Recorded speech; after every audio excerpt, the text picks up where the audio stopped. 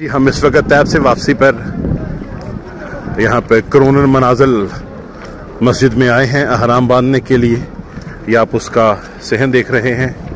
ये सामने मस्जिद का हाथा शुरू हो जाता है। इसके इर्द गिर्द वॉशरूम्स हैं और बड़ी तादाद में वॉशरूम्स हैं कि हाजियों को यहाँ पर तकलीफ नहीं होती, ना इंतजार करना पड़ता है।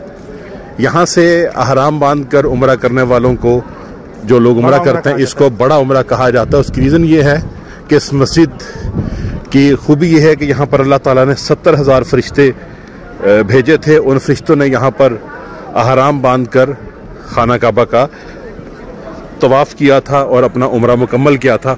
उस निस्बत से यहाँ पर उम्रा करने वालों को बड़ा उम्रा कहा जाता है।